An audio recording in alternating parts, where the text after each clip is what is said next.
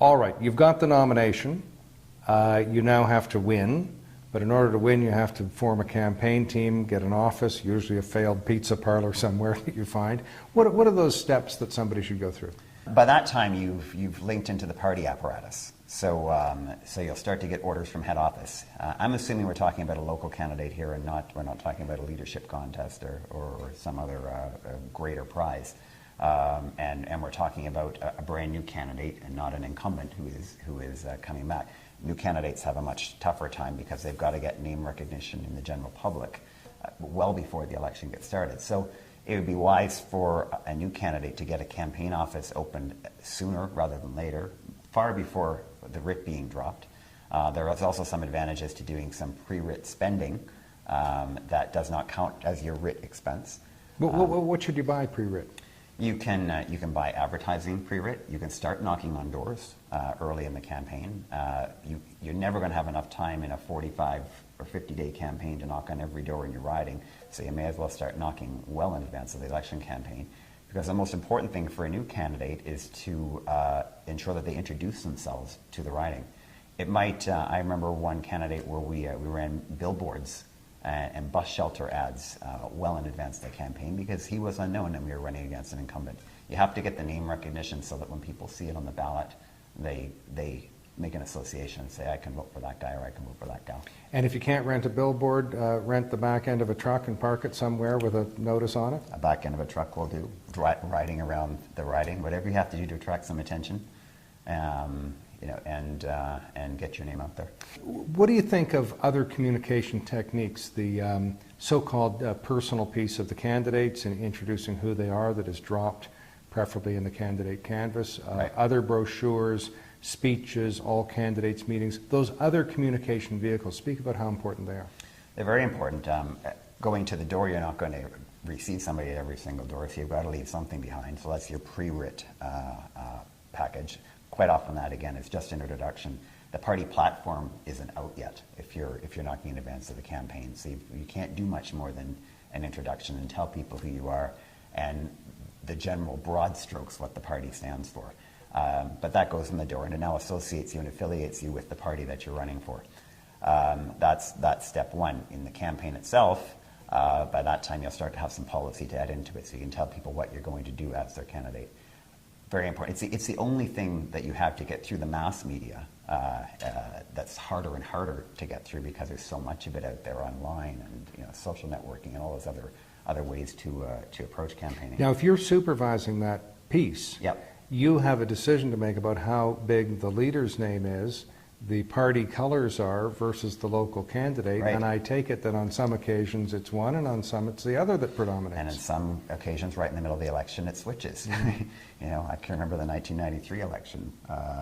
That was the Kim Campbell election, where we went from featuring Kim Campbell to removing her picture from anything we could find it on as the campaign sunk. And we know what happened there. We landed with 2 seats at the end of that.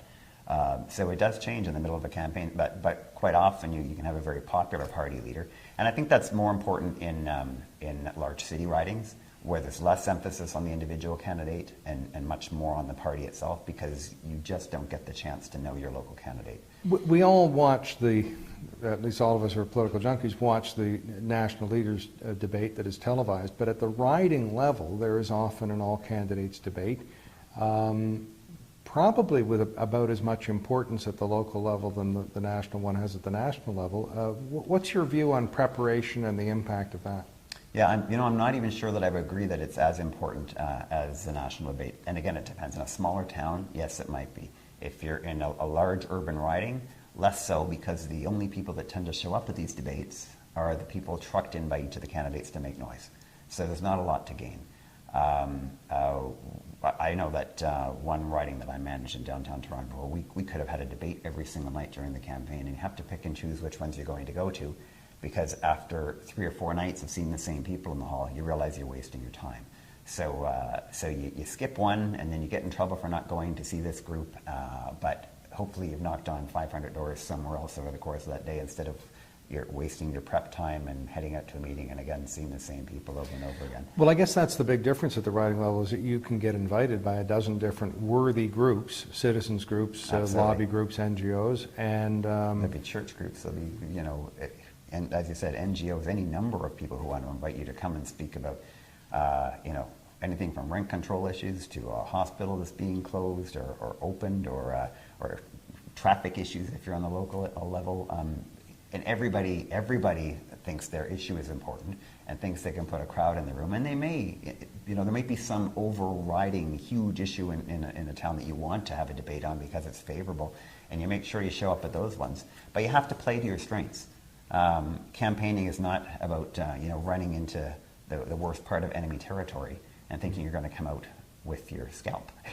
I remember seeing the son of a well-known political person whose name won't be mentioned here, give probably the worst political speech I'd ever seen in a prominent urban riding where media would attend, and right. he would be the subject of media attention because of his father. Right. Terrible. What possesses the people to get into a campaign, that deeply into it, and not have rehearsed the heck out of a speech, their little mini speech at the door, right. debating techniques, whatever? This must drive you crazy. That's tough. I mean, that goes back to our question of what's a good candidate and what's not a great candidate. I mean, I try to test them up front and see if they can deliver a few lines, and some people are just terrible at it. They freeze in front of a camera, they freeze up in front of a crowd, they don't enunciate. We've got English as a second language issue with some candidates, and they just can't deliver. Those are the candidates that you want to avoid debates and avoid speeches with. They might still win at the door because they're tied into the community, or they're tied into the party centrally, and the party's on a wave and can sweep them in.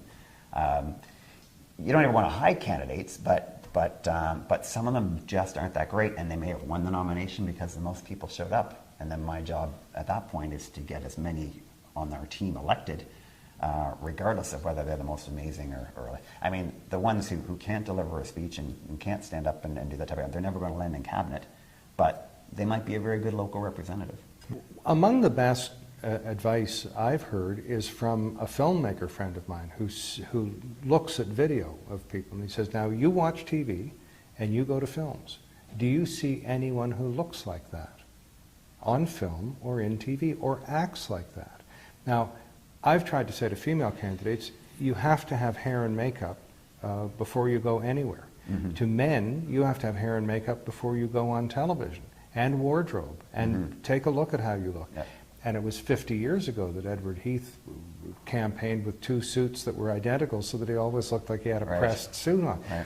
But how do you get that message through nicely without creating too much friction with a powerful person or a candidate who is duly nominated, right. or maybe even duly elected and seeking re-election? Yeah, some people don't want that advice. Again, you've got a candidate who thinks they know best, but I've dealt with candidates who are very fashionably dressed, but perhaps inappropriate for where they're going. If I'm sending them into a lower income neighborhood, they can't, a woman can't be walking in with Chanel on. It doesn't work. It's you're separating yourself from the people you want to represent rather than feeling part of them.